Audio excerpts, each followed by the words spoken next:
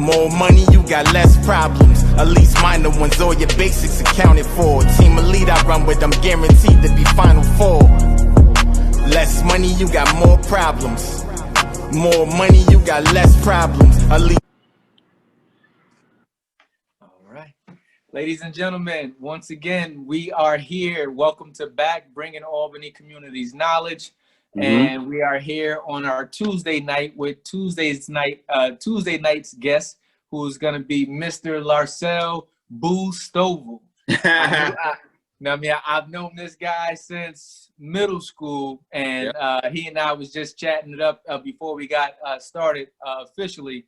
And I was just telling him pretty much how he has been one of the most consistent young men now, adults that I've ever known, which is one of the reasons why I wanted to bring him to the Back community tonight to tell his story, his love for Albany, and I get a chance to go into his world. So Back community, I'd like you guys to welcome Larsell Stovall tonight. Thanks for being on with us tonight. No problem, brother. Thank you for asking me to be on with you guys. It's a privilege. I love it. I love it.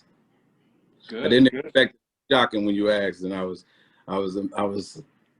inspired to do it. Yes.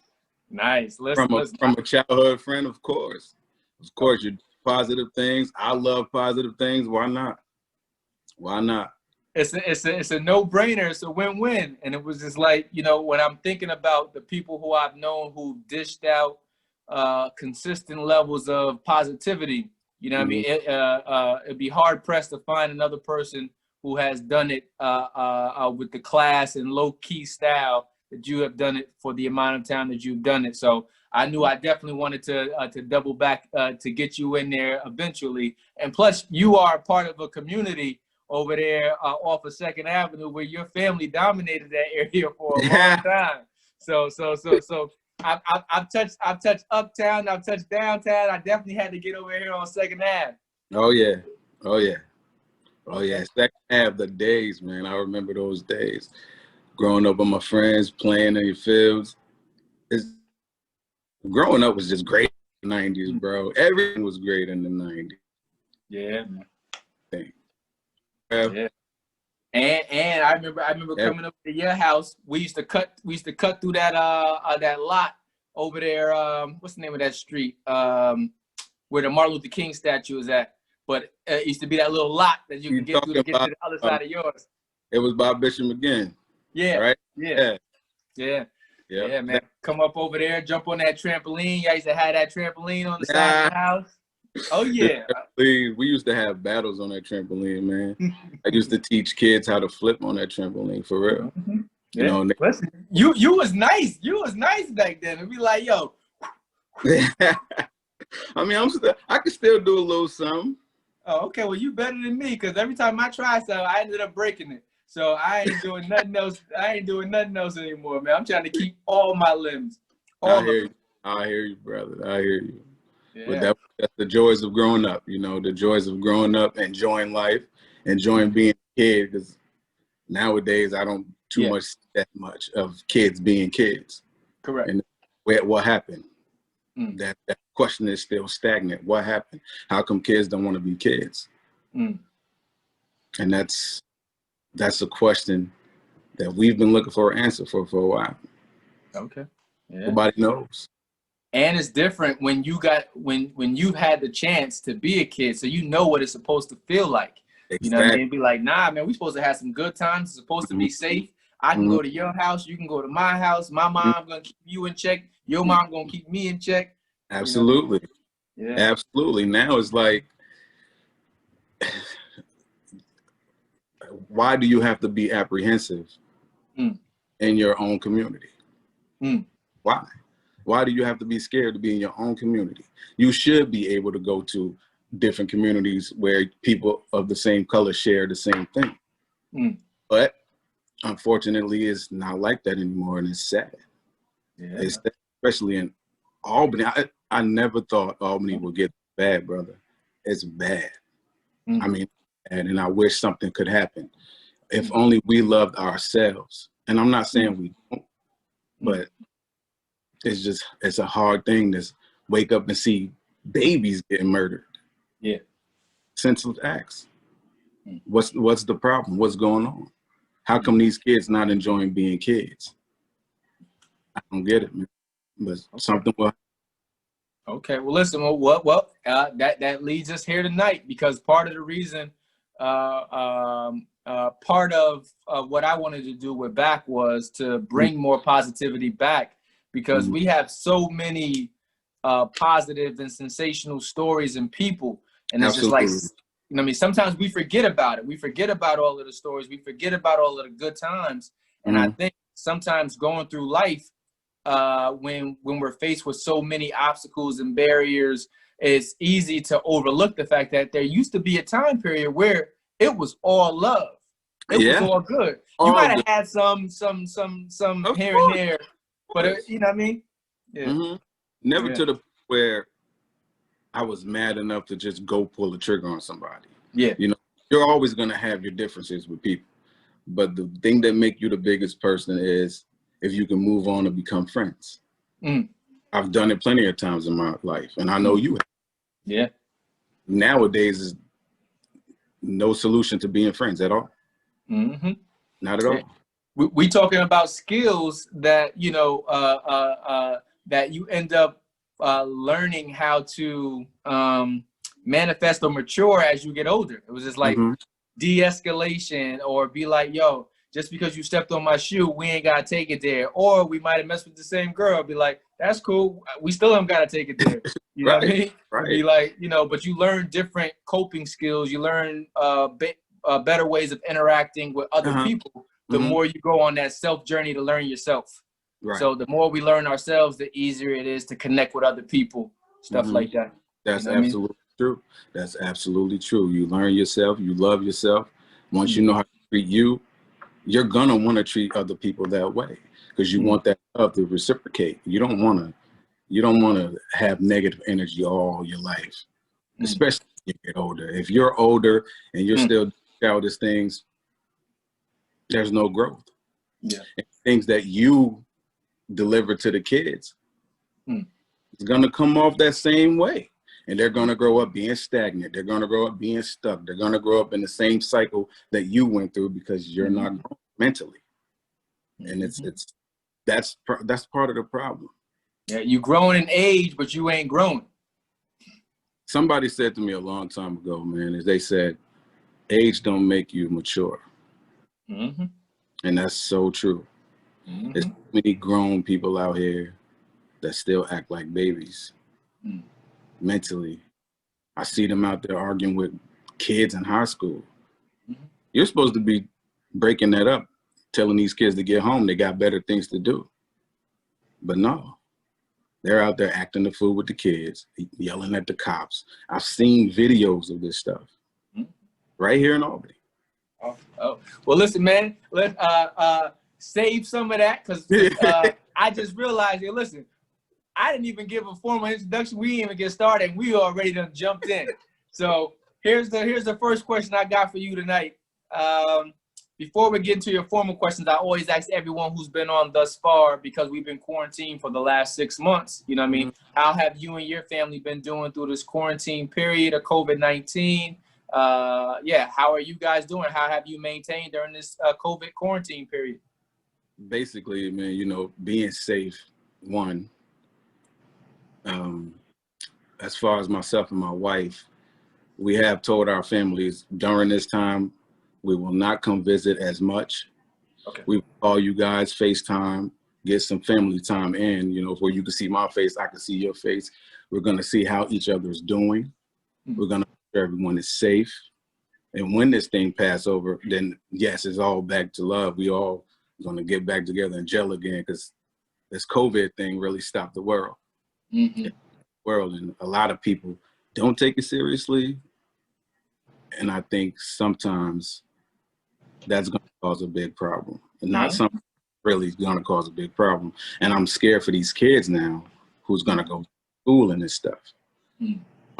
They say they got this thing handled, or whatever they say they got it handled, or they sending these kids back to school. I'm scared for the kids to go back to school, period. That scares me. It scares me. But as far as how we handled the COVID thing.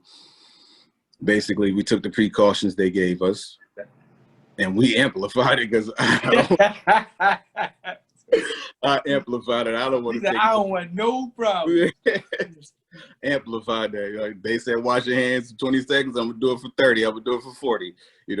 Amplify it to make things safer for us, so that once this thing is over, everybody can get back to being healthy. Everybody can get back to loving one another. Okay. All right. Well, listen, man, we're going to go ahead and get into the thick of it then. I'm going to hit you with your first official question for the night. Mm-hmm.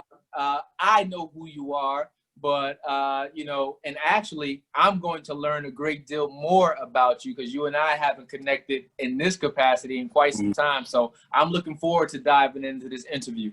So your first question for the night is, what are you doing now? What kind of endeavors do you do? What kind of passion projects are you working on? Tell the BAC community, tell the Albany community about you tonight. Okay, so right now I am a CES at Tire Hub. There's a new company. They just started up about 3 years ago. I'm proud to say I'm top 25 in the whole company, but nice. I'm not gonna brag on that.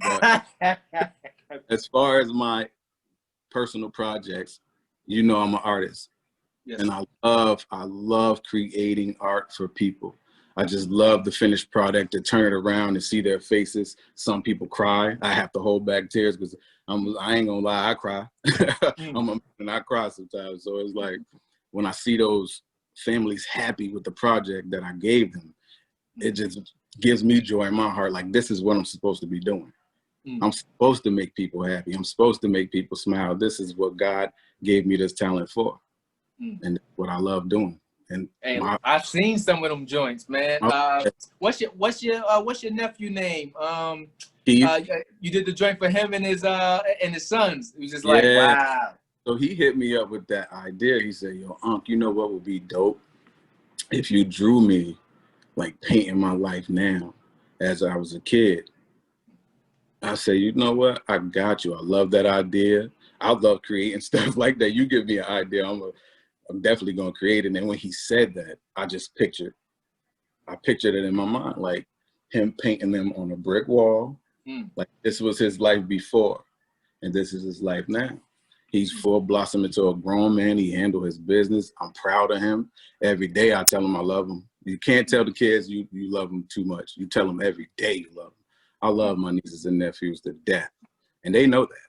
They know Uncle Boo love them. I tell them, I don't care if they get 40 or 50, I love you. I tell them in front of their friends I love them. Hey, listen, man, that's what you're supposed to do. And as I said earlier, you've been one of the most consistent, positive people that I've known, and I've seen that love and that embrace, not only from you, from your entire family, fam. It was like, it was always something new to me. It was like, this your brother too? Yeah. This your brother too? It's like, God, Lord, how big is your family? Be like, real man, that this love, is just a part of them. That love stemmed down from the king and queen, man. They always to love, no matter color, race, creed. You love people until they show you different. And even when I know how to forgive. So if someone asks for my forgiveness, I'm going to give it to them. That's what we're supposed to do regardless. But that love trickled down from the king and queen. Definitely. And it shows. That's right. So, yeah. Yeah, Rev and Mrs. Stovall, Miss Irene Stovall. Listen, your family was always, your house was a beautiful part for me to become familiar with, to be able to be embraced by you and that big old family, you know what I mean, was dope. And like I said, it trickled down from the king and the queen. And before that, it trickled down from God, because I already know where that's going. Oh, yeah. So. Oh, yeah, you know. You know. But yeah, man, my family, I thank God for them. Yeah. I thank God for them, because had they not been there through the rough times, I don't know. I don't know, because I hear some rough patches, but we'll get there. We'll get there in the interview. Okay. All right, listen, man. Question number 2. This is my favorite question out of all of the questions I ask everybody, because it allows you to express to me something that I can't know unless I'm in your head. What's your favorite place to visit in Albany and why? I actually had 2 in my lifetime. The first one was, we lived in a cul-de-sac on Bino. We called it the circle, But yeah, at night, if you go down there, the city will light up. You can actually see the plaza, the big buildings. You can see those. And as a kid, that was exciting to me to go down there with my brother. We stare at the stars, we stare at the buildings, and we talk. But as I got older and I ventured away from the house, it was the riverfront, straight up. The riverfront is where I actually found myself talking to God more often. At the times when I felt lost in life, the answers was clear there. You have to trust me. I got you. And that's the let go, let God is real. I let him take care of my life, and he really did. He took me and he polished me, and he made me what he want me to be. And I thank him for the position I am in life. There you go. The riverfront, that's definitely one of my favorite places. Okay. And even they got that bridge there, brother. Stood on that bridge, and I was just standing there holding the gate as the cars were passing and had my eyes closed, just listening. Just zoom, zoom. Not really is nothing to interact with. I was by myself, but it was on the bridge. And it was just so peaceful, so serene, so calm, just hearing the city. And that's what I loved about. I love the riverfront. Okay. That is my choice as well. I did let that go a couple of interviews before. I don't know who I was talking to, but I was like, the riverfront for me, and for the same reasons that you just said it. I go down there and play chess. Sometimes I can go there as a place to go ahead and clear my own head. After some of the most tumultuous nights that I've been through. And it's like, what, I'm just going to get away where I know ain't nobody going to be able to find me at. And I'm just here talking, me and God, figuring this thing called life out. Exactly. Lean not to your own understanding. You hear me? He will guide you to the fullest. Because I'll tell you, Tyrell, if I took God away out the equation and I looked at my life, I would not know where I would be. Likewise, brother. Yeah, man. Likewise. And imagine...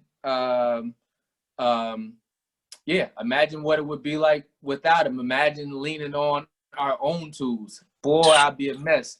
I'd be a mess, and I would not have ever learned anything, and be sitting here blaming the world for everything. Yeah.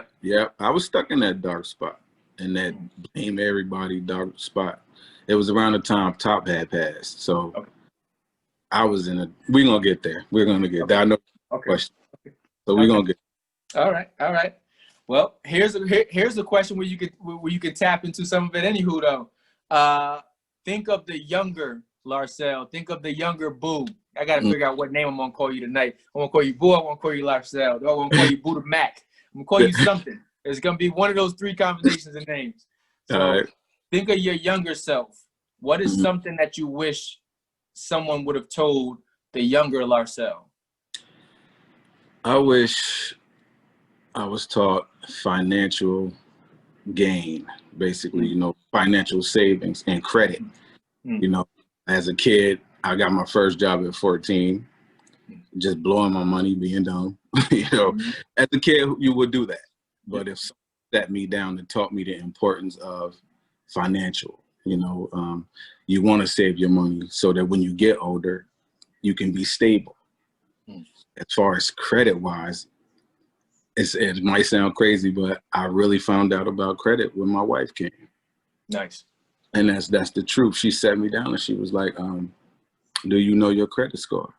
And it threw me back because nobody ever asked me that question. It threw me back, and it also let me know that this lady wants a future with me. Okay. Anybody who won't ask you about your credit, they ain't trying to do nothing financial or even to prosper in life. But when she asked me that, it was like, okay, yeah, I get what God is doing. I get it. I'm not gonna act a fool and mess this up. Hey, listen, because you can do 1 or 2 things at that time, man. You can run, being in a place of that's not new and uncomfortable. Like, whoa, I don't normally talk about these questions. We talk about everything else. You know what I mean? Because I'm identifying with what you're saying because I didn't get mine together until I got my wife. See? And it was just like, you know, I didn't want to be a financial liability. Yes. It was just like, it was so many areas I still had to improve on. It was just like, you know, we had those conversations early. So, and same as we had that conversation very early.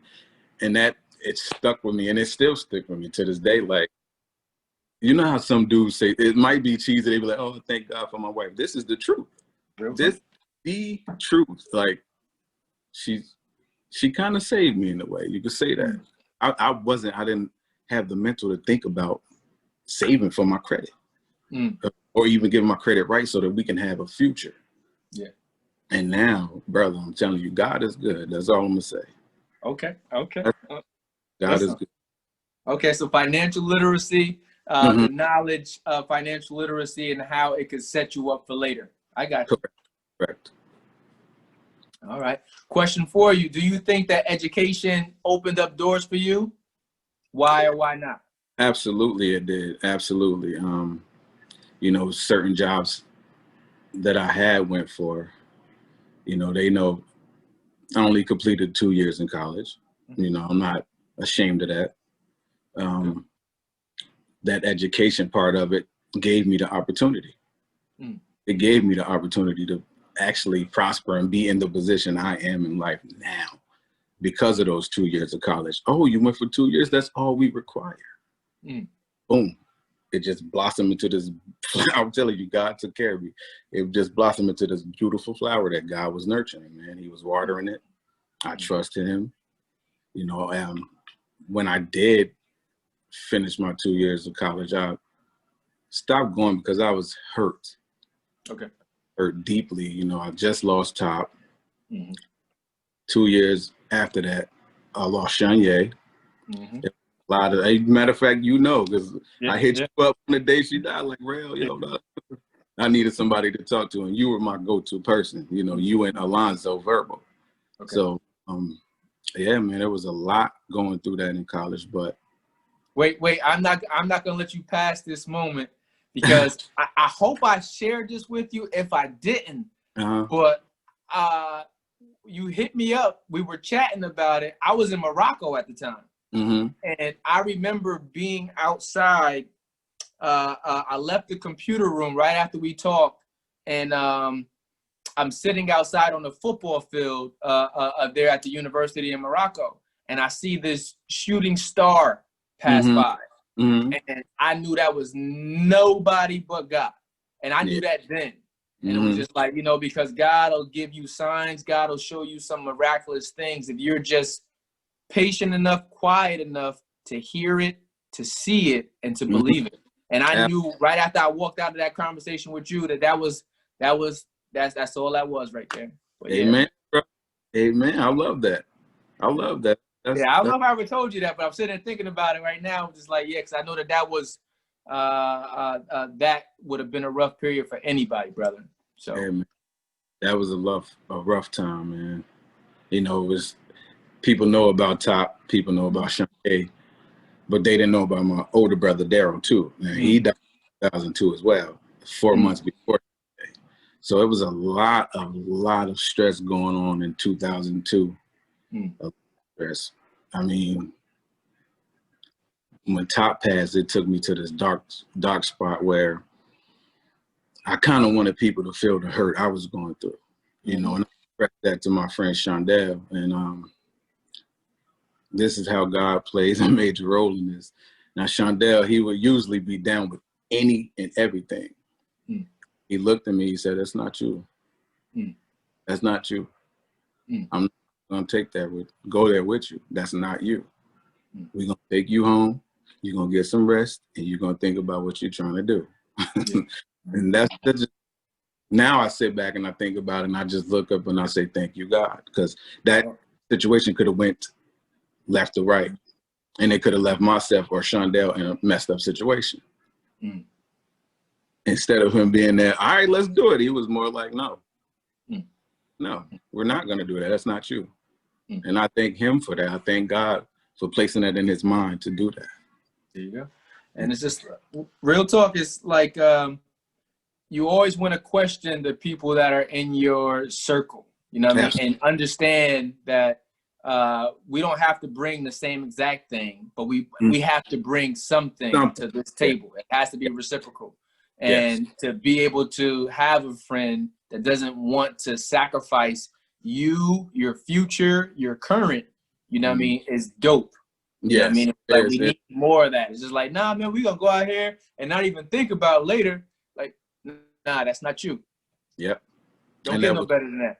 That was his response. It was, you're right. You're right. You're right. And I appreciate that. You know, I appreciate that a lot, because it could have possibly saved my life and somebody else's, because I really wanted somebody to get hurt behind the hurt I was feeling. Mm-hmm.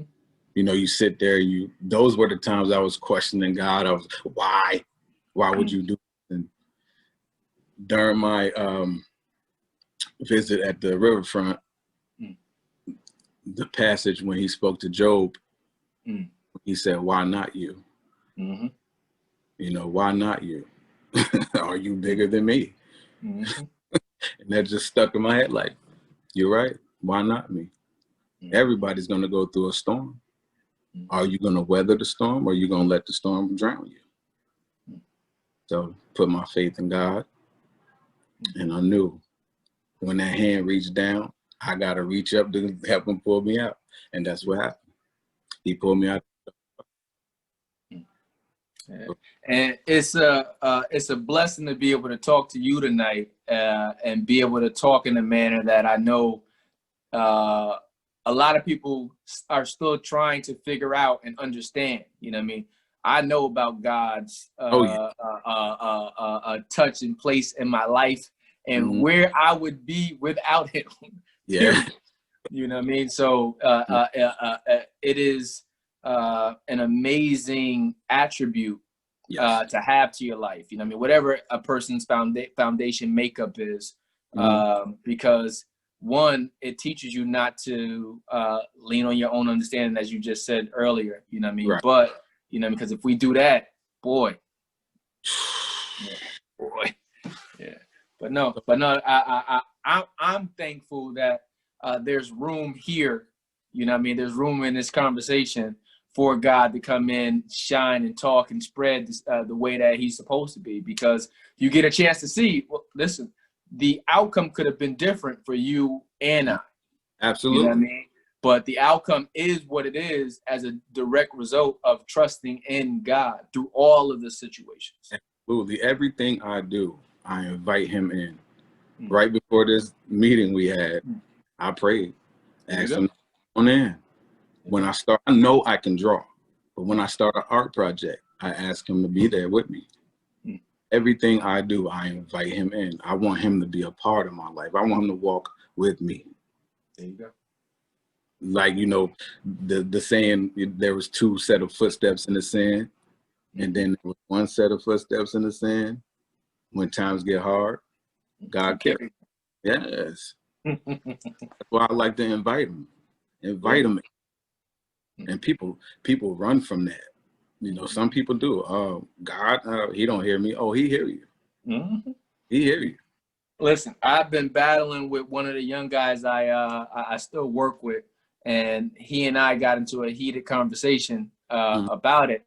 And he thought that he said something that was going to make me stop talking to him, because it was too funny, because right after he said it, and he says, all right, Rel, I think I might have took it too far, didn't I? And he was just like, I probably lost you at this one part when I said this about God, right? And I'm just like, actually, nah, man, you didn't lose me, bro. I give space for everything, for everybody, because everyone's at different phases of life. Yeah. But all I can tell you is through my experience. All I can tell you is what it looks like for me, what I've seen it done in my own life.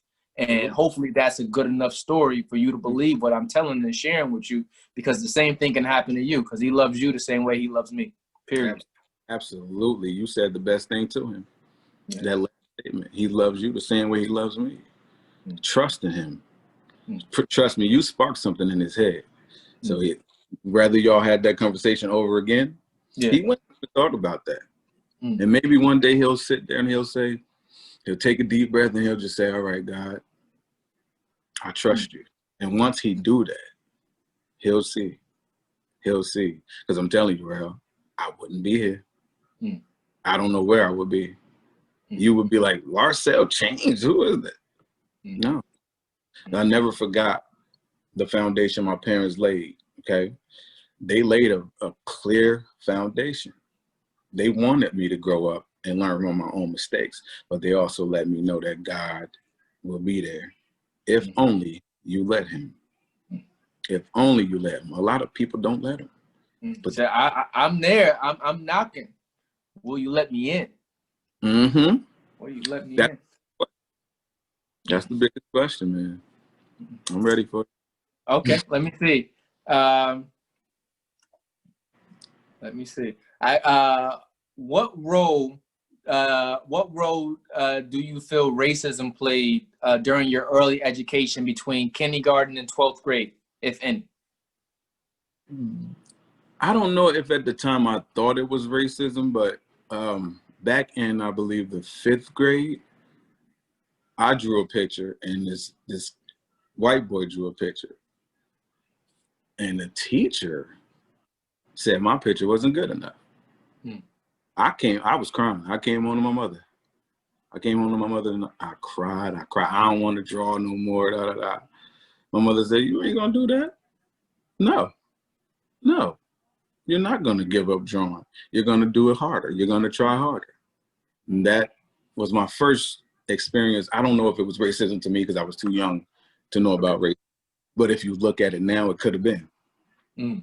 Because I know for a fact my picture was better than his, but I ain't want to say that because I'm not that type of person. But that experience in the early education system, as far as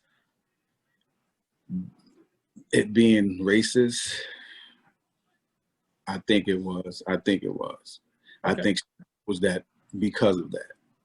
Because of she racist mind. Okay. But other than that, I really had no racial run-ins.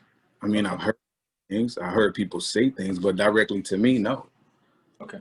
I guess listen, that's a blessing. It's a blessing. Like I said, man, it's a blessing to be without it, because for many who have had those run-ins, it's kind of hard distinguishing one bad apple from all of the apples. Yeah. You know what I mean? And like I tell people any day, you know what I mean? Even on my Facebook page, it says, I love good people, period. You know what I mean? There's good white people, there's good black people, there's bad white people, there's bad black people. I love good people, period. Right. You're absolutely right with that. And that, the thing you said, like one rotten apple, I feel like we as black people sometimes get put in that stereotype of all black people are alike. As far as, oh, they're going to be ghetto, they're going to be loud, they're going to fight each other if you get them together. In America makes it hard not to believe that. You know, the things that we're going through now, it makes it hard not to believe that we're put in this one bowl and that's how we're looked at.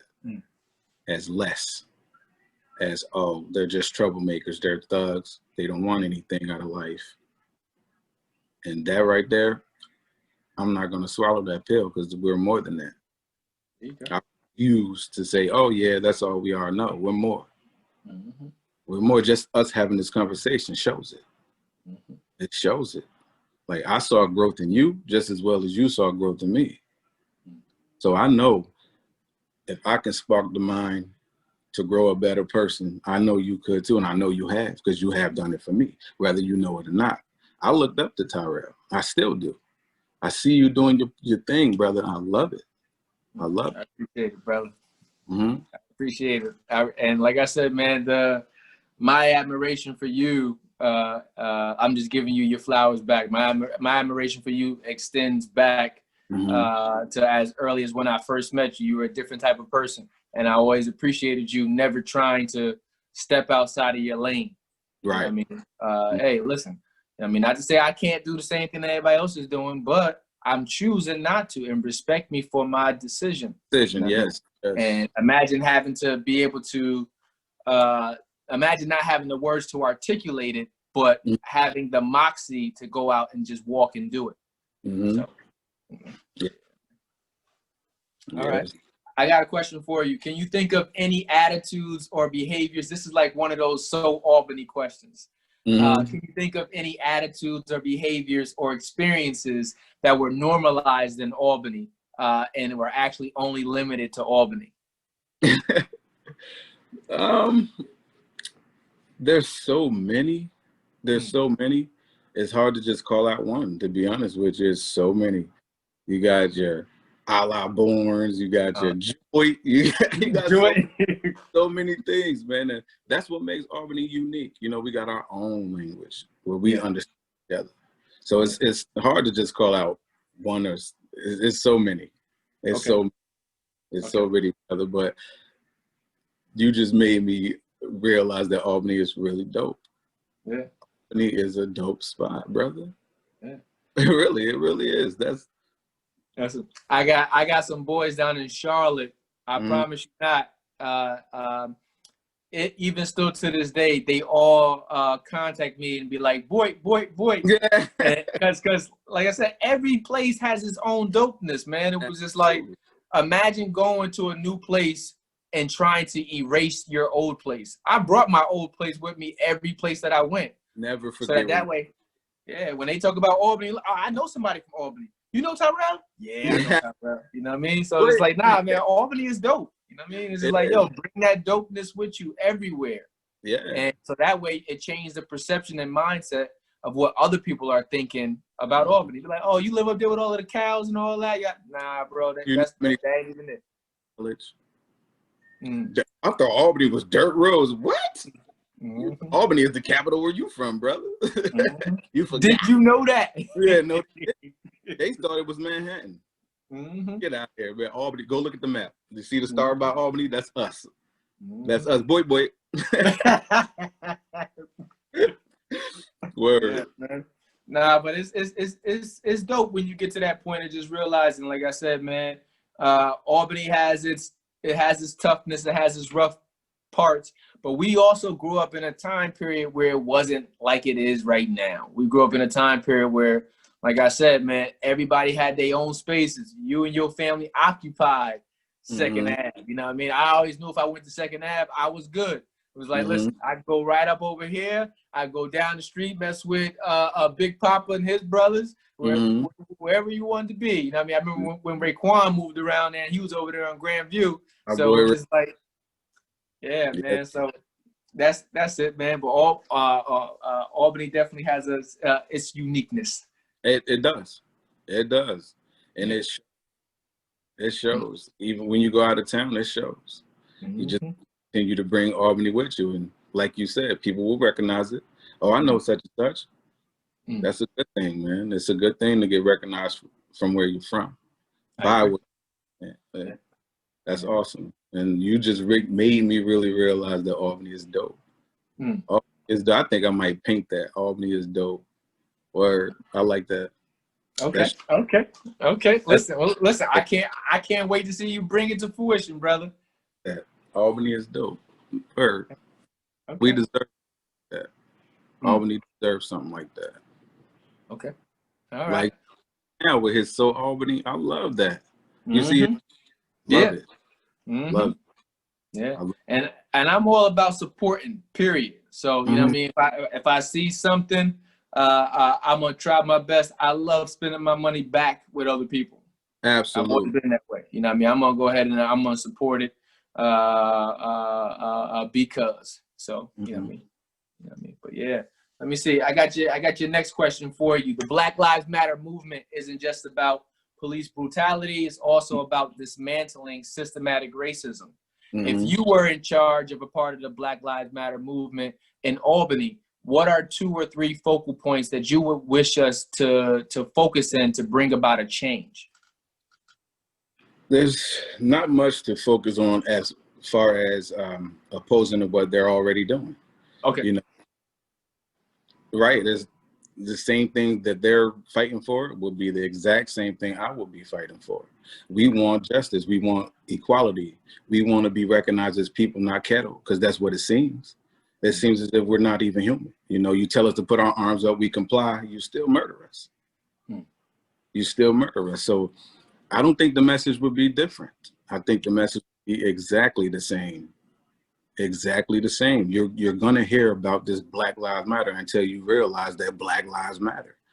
You know, you get people with the counterpunch, all lives matter. If that's the case, why am I marching for Black Lives Matter then? You know, if all lives matter, Black lives would matter. And it's just simple. So I don't think the message would change. I think it would be the same. I think, yeah. Okay. It'll definitely be the same. I can respect that. I can respect that. I wouldn't change a thing about it. I love the fact that they're up front. They're trying to get the police to realize that excessive force is unacceptable. It's unacceptable. You can apprehend. I mean, you can arrest someone without using brute force. I've seen it done. They go to police school for this. You know how to take somebody down without murdering them. But instead, because you live in fear of a Black person, your first thought is to raise your gun and say that they're threatening my life. How? How am I threatening your life, sir? Please stop murdering us. That's exactly the message. And I don't think anything should change about that at all. Whether I led it or you led it or somebody else led it, it should be the same message. Okay. I wouldn't change a thing about it. I'll keep the message the same. Okay. Okay. One thing I would say though, and I know a lot of people will disagree with this, because we're out here saying Black Lives Matter, and then you turn around and a Black life take another Black life. That bothers me to the core. I mean, to the core. We have to love us. We have to put that pride aside. What makes you want to hurt somebody, put that pride aside and start loving each other. When Black lives matter to us, and I know people are going, oh, he said Black lives. Listen, Black lives have to matter to us in order for it to matter to them. Because once we kill each other, they're going to say, well, see, Black lives don't matter. And then it's like a big contradiction, kind of. You want me to love your life, but you don't value your life. But that's all. You know what? It's never a contradiction, because one, you're 100% correct, but it's never a contradiction. It's it's two separate issues. And I've had this conversation with two people over the last 2 days, actually.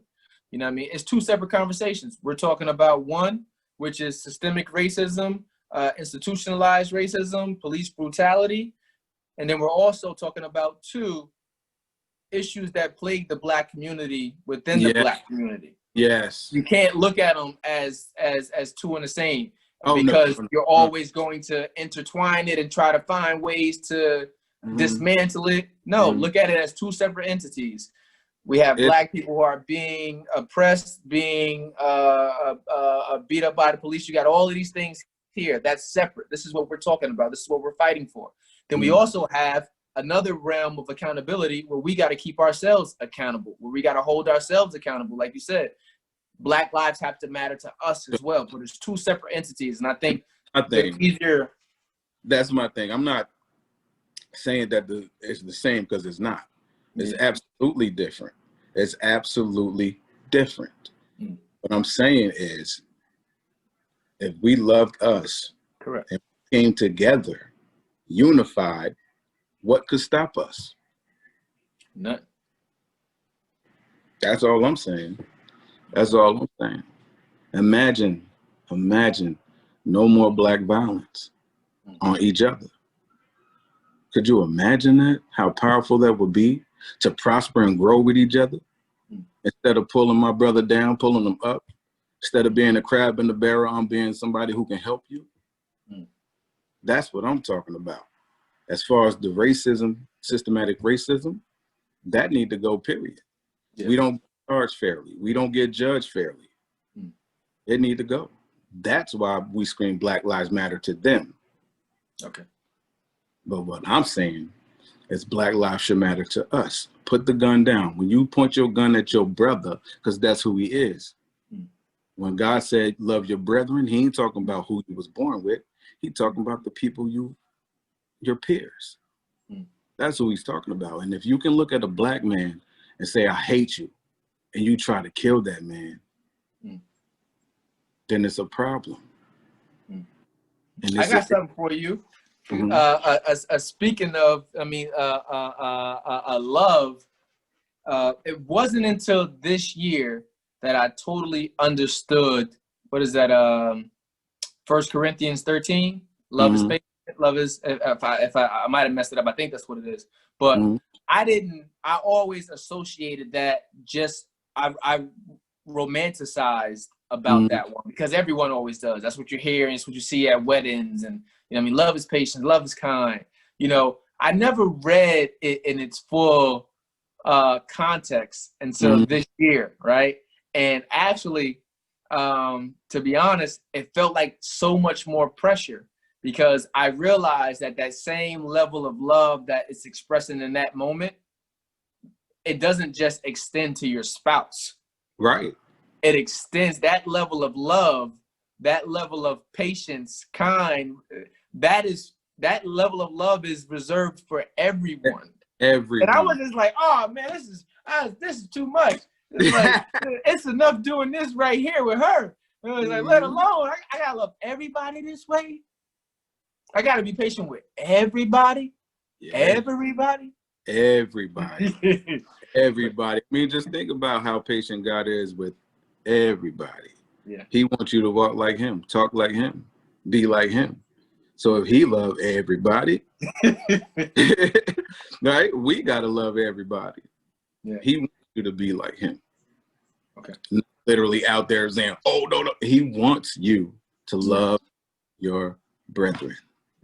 Whether it's a Black, whether it's white, whether it's Asian, whether it's Chinese, whether it's Jamaican, you love. And when you show, it's something about when you give love and you get it back, nothing can top that. Nothing can top that. Love is the greatest of them all. And he said, I agree. I agree. I love giving love. I love giving love. I love to see you smile. I just love. I love it. Okay. Well, listen, I think we can use a lot of love on this next question. Okay. Sadly, Albany has seen more and more violence, and our communities have experienced a lot of death over the past few years. What changes would you like to see? What is your hope for the city, Larsell? My hope for the city is to have more mentors as far as for the kids, man. We need more mentors out there showing these kids the right path to walk. You know, we need unity as far as our community. We need unity. It seems like it's only there sometimes and then it disappears. Like the events that's been taking place in Albany these past couple months, I can't wrap my head around it. I cannot wrap my head around it. I sit here, I talk to my wife and I say, I don't get it. I don't get it. It's sad. I want to see change. I want to see, it's hard to explain, Rail. Just know it hurts my soul, my heart. I want to see people unified. I want to see us growing. I want to see us prospering. I want to see us owning our businesses. I want to see us buying our businesses. I want to see us spending the Black dollar with the Black dollar regenerating wealth within the Black community. I want to see that. I would love to see that. Will I? I don't know. But hopefully this conversation sparked the mind that does know. Okay. So when they hear it, oh, yes, this is what I want to do. I want violence to stop within the community. We don't need it. We've been doing this for so long. When does it stop? When does it stop? They've been doing the same thing for years. And it's getting worse now. Because it's like anybody's a target. That's what it seems like. Anybody's a target. Back then you had beef. Something may have happened, may have not happened. But you had beef. Now it's just, it seemed like it's just to be shooting because like, oh, somebody got shot over there. Somebody got shot. When does it stop? How does it stop? What steps do we take to make it stop? Who do we need to sit down with to make this stop? Within the Black community, we are plagued. I don't have an answer for it, but I do have a statement that was shared with me yesterday that I think might help.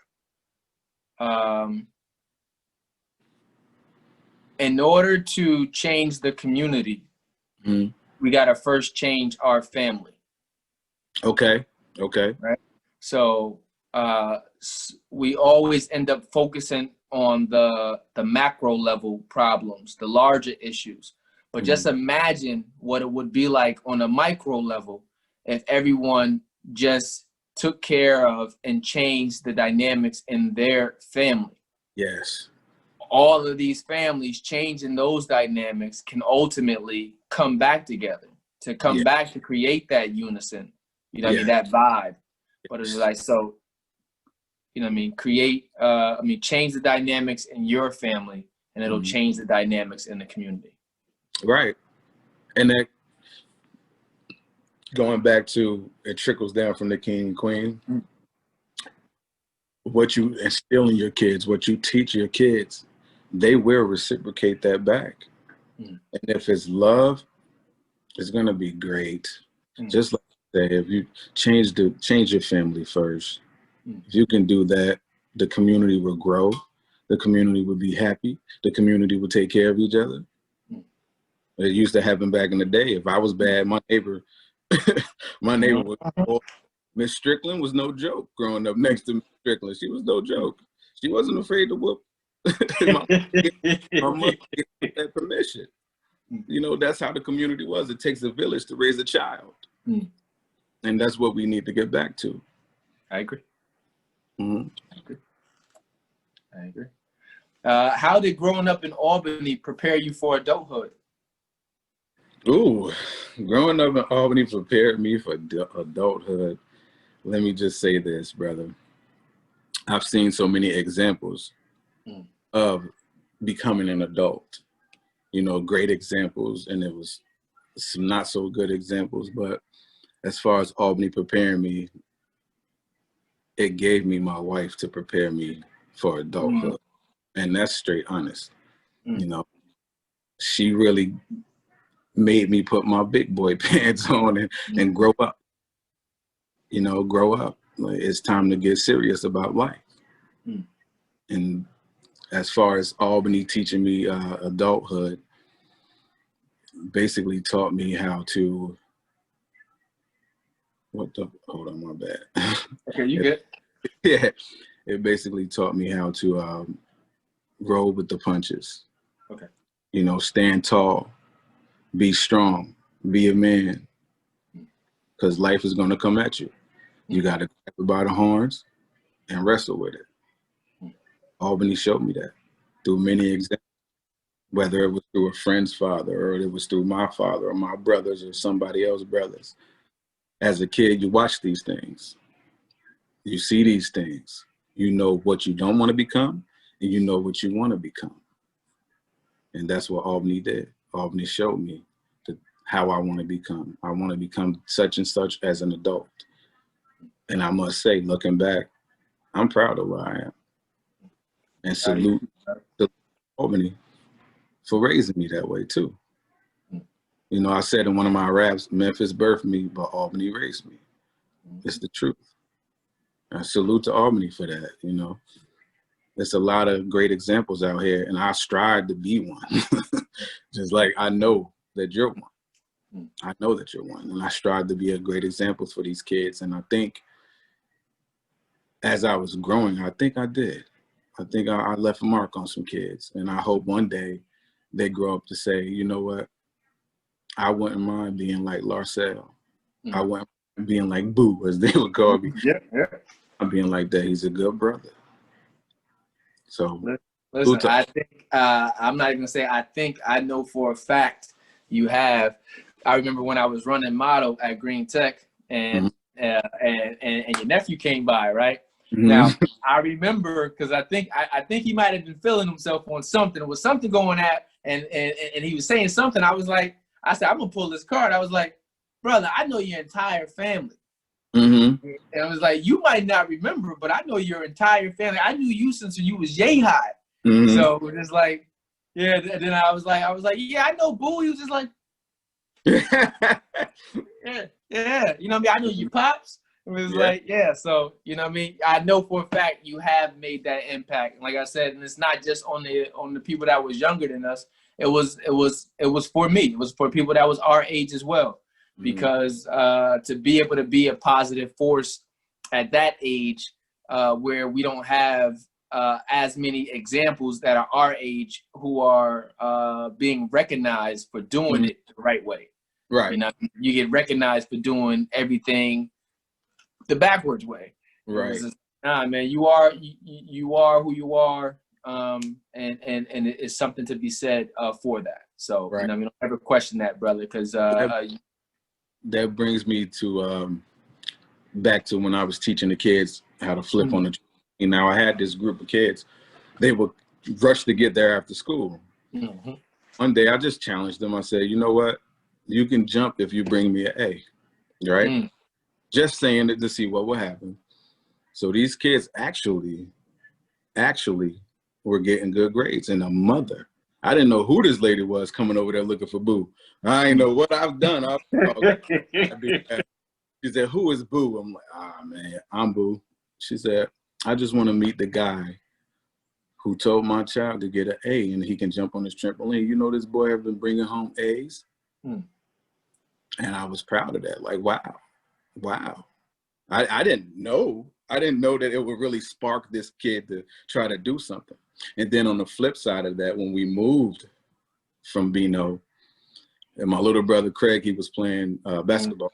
Yeah. And I went to one of his games. And I seen this same kid. Now, he looked familiar, but to him, he knew exactly who I was. So he came, oh, how you doing? I'm like, yo, my man, how you been? And he said, I've been good. I just got caught up in the system. And I said, dang, brother, what happened? He said, I'm going to be honest with you. When you moved from Bino, I didn't have no positive role models. I had guys showing me how to sell drugs, how to make money. And I got caught up. That just hurt my heart. It was like, dang, not one person. And that's what I mean by we need more mentors in the community, because for that child to be such a sweet child and to get caught up in the system where who knows what's going on with him now, you know, if I can spark this child to be great, who else can step up and do it? You know, it just blew my mind to hear him say he had nobody. And that it was wow. You know, I just gave him a hug and I told him everything will be all right. God got you. God got you. And hopefully, whenever I speak to him again, his life is turned around. I pray for him. I pray that it does. Because that was a sad, sad situation. Yeah, man. And it's one, you know, I mean, prayer is the most powerful thing that God has given to any one of us. Amen. So I'm sure, and I'm prayerful and hopeful that his story will be different. But that's the dopeness, though. The dopeness of Albany, the dopeness of anywhere. It was just like you can go through circumstances, you can go through this thing called life, and the circumstances or the decisions that we make don't have to define us. Absolutely.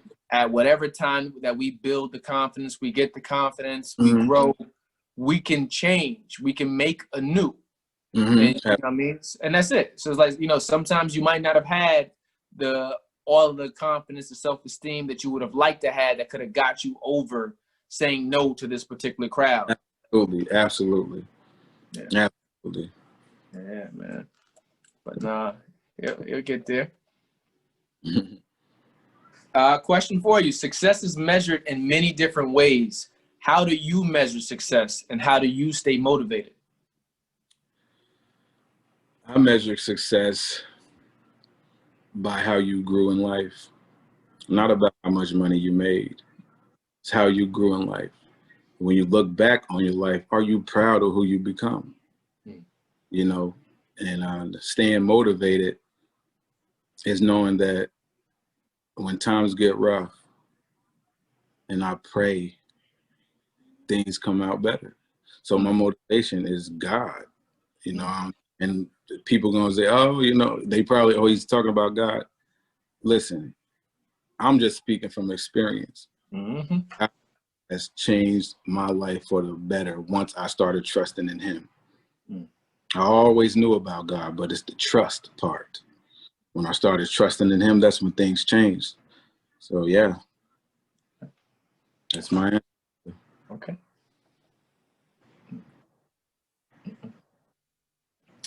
Let me see. What about your life's path are you most proud of? I'm proud of my marriage. I'm so proud of my marriage, man. Real talk. Yeah. I can look at that. I can look at my life and go, wow, you know, I'm in a successful marriage.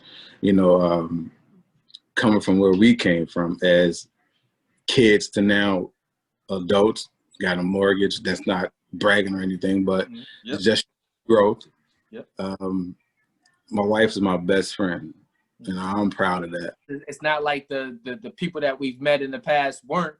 I know. Well, let me speak for myself. Sometimes the people that I met in the past, you know, what I mean, they wanted more for me. I didn't want more for myself. So I always tell everybody, everyone grows at different times, and the worst thing you could ever do is rush somebody into something before their time. When we're ready, we're ready. Like I felt you when you said, what am I most proud of? My marriage. You know what I mean? We just celebrated 6 years of marriage. I've been with this girl for 8 years now. You know what I mean? My longest relationship prior to my wife was 6 months. Like, I didn't know how to do relationships. But, so I feel that. I respect that. And I appreciate you shouting out your queen, brother, because, you know what I mean? They, what was that song? Listen, Devin the Dude, R. Kelly, Jay-Z, the power of the you know what. You know what I mean? And it's the truth, because they can motivate us to do so much more. And I always say women set the bar. Women set the standard. They absolutely you know what do. I mean? Because we'll do anything to get your affection, to get your attention, to get your love. If you set the bar and I got to be this type of person, I'm trying to be this type of person. I'm trying to exceed that.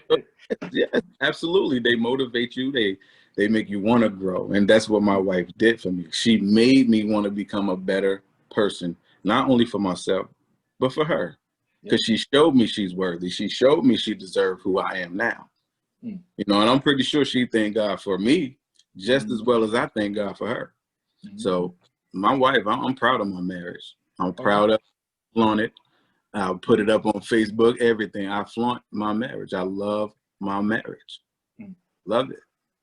Okay. And speaking of years, we got 4 years coming up on the 16th of being married. Oh, there you go. Listen, man, listen. Those numbers add up real fast, bro. Oh, they do. We celebrate, what was it? Year 6 was the year of iron. So we try to celebrate either traditionally or modern every year. We'll pick which one we're gonna go with. But it's an important. I've grown in my life at 2 times that I can really identify with. And both of those times were when I got into a serious, committed relationship. And it's just really amazing, like I said, what a woman will motivate you to do. And you know, my life changed completely. God took one of my worst situations and turned it into one of my best situations, and delivering my wife to me through that situation. Won't he do it? Won't he do it? Yeah. He will do it. He will do it. He will do it. I'm telling you. Thank God for wives. Yeah, man. Well, let me see. I got 2 more questions for you before I let you go for tonight. Okay. thinking of your strengths, the strengths that you know that you possess and you have, pick a strength that you wish was transferable to other people. What would it be? What is something that you recognize within yourself that you wish you could share with other people or instill in other people? My strength to care and love instantly. To care and love instantly. Like, if I meet someone and they just show me who they are and they're genuine, I automatically got love for them. I got love for you, brother. Like, I'm not just speaking to you, but I'm saying, meet someone and that love they show me, I'm gonna reciprocate it back. So I wish if I had that superpower to give it off to somebody, I would try to hit everybody with it, like a big sonic boom. Oh, I would try to shoot everybody with that love to let you know that you don't have to be scared to meet new people. You don't have to wonder what this person is going to do to me when you meet new people. All you got to do is be genuine, be yourself. Let love shine through. Let love shine through. When love shine through, that's when you know God is present. So boom, I would definitely give off love. I would give off love. I'm picturing that old cartoon with the Care Bears right now, right? It's just like, listen, I'm shooting out love. I'm shooting out love. Yeah. I'm serious though. I'm dead serious. I would shoot out love. I open up my chips. Shoot out love, man. Ain't nothing like love, man. Could you imagine if we all was in unison? Yeah. Could you imagine how life would be if love was reciprocated amongst each other daily? You know. Can you imagine what it would be like if we loved ourselves more? Absolutely.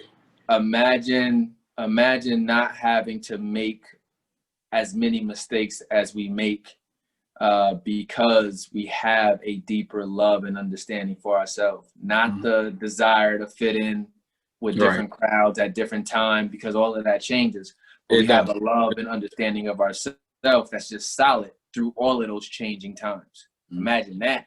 It always starts with self. It always starts with self. It always starts with self. When you love yourself, I said it before, when you learn to love yourself, you will know how to love someone else. And that's why when, you know, I get a lot of people who call me about relationship advice. And I said, well, did you try to be alone? You know, people feel like they need a companion. No, you have to love you first. If you love yourself first, that love you reciprocating is going to be unmatched. It's going to be unmatched. The person's going to feel like they struck gold. Oh, this is what I was missing. Yes, I love me, so I want to show you how I will love you. And that would be the best, the ultimate love. Ultimate is to love self first, and then reciprocate that love among somebody else. Listen, say as good as apple pie. Let me see. What are I know you're into the arts, but are there any types of apps, podcasts, books, music that you're listening to that motivates you, that you would like to recommend to the Black community, to the Albany community, that you think might be helpful or applicable to other people? As far as music, I would say people get more in tune with Janae Aiko. Okay. My in-law put me up on her, brother, and she's just deep to me. She's deep. I love it. I love all her music. I love it.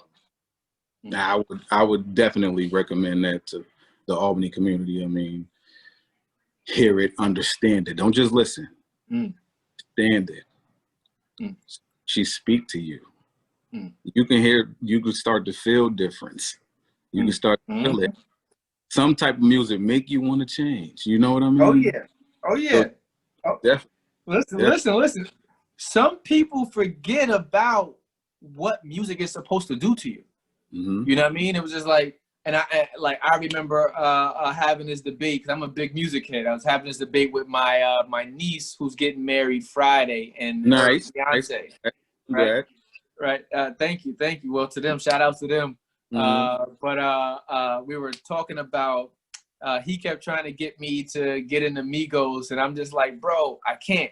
And I was like, no disrespect to the Migos. I respect their vibe, you know what I mean? But for me, one, I can't really listen. I can't really listen to the words. And I was like, for me, it's like music has to do something to me. Like, I come from, my favorite artist is Tupac, hands down. And it will never change, period. You know what I mean? And it's just like, music does something to you. Like when you were saying words earlier, like what's going on? It made me think about Marvin Gaye. Like it was different things that you were just saying that just put me in different places. Right. You know what I mean? It's just like, nah, music should do that to you. It should. Absolutely should. Like, what's that one song that once I heard it, I just like, I love it. A. Marie, Why Fall in Love.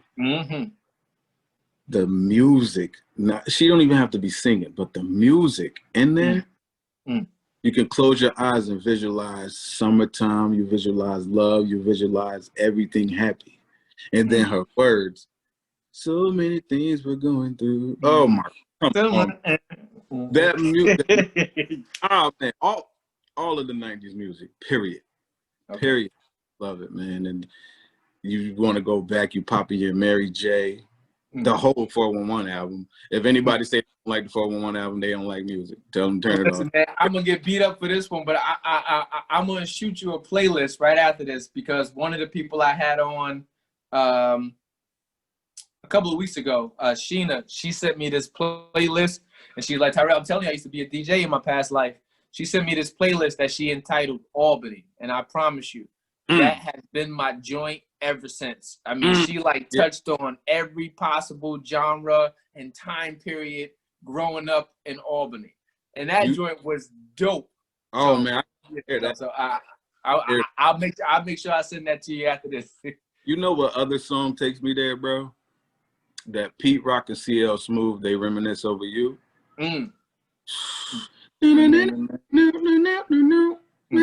Oh my God, that put me in deep thought. It just takes me there, and it takes me there. I can hear that right now in my ears. Beat that saxophone in the background. Oh my God. Woo! I got one for you. Mine's is, and I hope it does something to you, but I know it did something to me. So, N-O-R-E, I Love My Life. Him and Carl Thomas, I promise you, if I ever want to get in the Albany vibe or Albany feel, I want to remember or get that nostalgia going, I listen to I Love My Life. That was my joint, still in my joint. And said, I love the Bo Jacksons, the Orange and Blue. Shondell, man, he used to love N-O-R-E, bro. That was his man. He put me up on them. So, yeah, I ain't hear that song in a minute. After this call, I'm definitely going to play it, because I like to sit back and I love to hear music. I love for it to take me there. I love for it to take me there and just put me in that zone. Now, if I had music in my ears at the riverfront, I'd probably mess around and float. I probably would be levitating, man. I'm telling you. I love music. I just love music. But something about this day and age music, I don't know. Like, I can get into Nipsey. Oh, yeah. I definitely could get into Nipsey. I can get into some Pop Smoke. You know. Who else? I'm talking about these new age rappers. And I know Nipsey's been out for a while, but I'm going to be honest, I just got up on him, like, I want to say a year ago. Okay. I just got up like a year ago. Okay. So when I gave him a chance and I listened to his music, I'm like, wow, this dude really actually has something to say. Oh, yeah. He had something to say. That he was dope. He was a dope artist, man. And sadly that, you know, life took an unpleasant turn for him, but he definitely has something to say. And his that music is if you got the music to capture me, I want to hear what you're saying. Oh yeah, I fall in love with your story. If I'm trying to get on a new artist, to be honest, I want to go look at an interview. I want to hear you speak. I want to hear what you're saying outside of the music, because it's gonna help to draw me in to listen more. Nipsey's story. You know what I mean? I remember I almost overlooked Nipsey just because of his name, right? I remember this girl. Me too. Yeah, yo, it might have been like 2010, 2011, somewhere around there. But this girl was just telling me, she's like, Tyrell, I know you would love this guy. His name is Nipsey Hussle. And I'm just like, who wants to listen to somebody named Nipsey Hussle? Because all I could think about was that other rap song, Nipsey Hussle. Yeah. You know, but when I checked him out, yo, I think at that time he was on the Marathon Continues album, or the Marathon album was a red joint. It was a red. Yeah. Listen, I used to drive to Buffalo to go see Nate. Yo, I would listen to that entire album all the way there and all the way back and be like, yo, that was my Buffalo joint right there. Boom. Yeah. Telling you, that's when I got up on him, that Marathon album. I'm like, oh my, what was I missing? How come I didn't, what? Yeah. That dope, certified. Yeah. And I'm like, wow, this kid really has something to say. Okay. He really has something to say. It's like the first time when you popped in Jay-Z Reasonable Doubt. And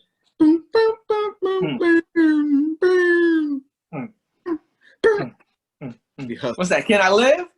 Yes. Oh yeah. Okay. While I'm watching me closely, yo, come on, them stories. That's what you. Yeah. And the sad part was that it took me years to get on that, and I'm gonna let you go because I know I done kept you longer, but it took me That's years to appreciate Reasonable Doubt because I was a Tupac fan. So naturally, it was just like I can't. As much as I love Dead Presidents, when Dead Presidents came out, it was always just like I felt torn. But the older I got, you know what I mean? You know, I love Jay-Z. You know what I mean? It was just like, yo, I can't believe I almost didn't get to embrace you because I just wouldn't give you a chance because of Pac. Because of like, Tupac. Right. That was just your loyalty. That was just your loyalty. You know? But Jay, man, Jay. I wouldn't. Listen, man, don't listen. I ain't gonna go there with you. I'm gonna send you that playlist when I get out of here. Please do. I'm gonna go ahead and wrap this up over here for you, man. All right, bro. No. I got my final question for you. Okay. It's my final question. I ask everybody that I interview, and the reason why I ask this question is because I'm not in tune with all of the dope people. Like I said, Albany is unique and it has its own level of dopeness. Right. If you would recommend somebody to me, Larsell, who would it be that you would want me to interview for a back interview? Flat off the rip. You gotta tell me why. Flat off the rip, P now. P now. Okay. I'm not gonna tell you why. When you speak to him, you'll know why. Okay. All I'm gonna say, you want to get into Albany, get into P, brother. Okay. Straight. What's that, Mr. Albany? Mr. Albany, the mayor. Albany or nothing? Okay. He got this slogan, I vote for everybody from Albany. I root for everybody from Albany. Bruh, P now. If you ever get P now. Okay, got you covered. Got you covered. Hey, back community, here we have it. You heard from Larsell, Mr. Buddha Mac himself. Thank you very much for spending your time with me, bro. It's been a pleasure because I haven't got a chance to rap with you like this, and I don't know how long. And you know, I'm blessed to be in your presence. I'm absolutely proud of you. Thank you for sharing your story, and thank you for having the knowledge and the confidence within yourself, even as a young man, all the way to where you are now, to be positive and be who you are. Thank you for that. Thank you, brother. I appreciate it. I want you to continue to prosper, as I know you will. I want you to continue to be an example for the kids, to be an example for these youngins coming up, because you are, truly you are. So salute to you, Rail. Same to you, my brother. Hey, listen, Black community, you have it. Thank you very much. And Boo, I'm gonna send you that playlist as soon as I get out of here, man. You have yourself a wonderful night, my boy. You too. One. Peace.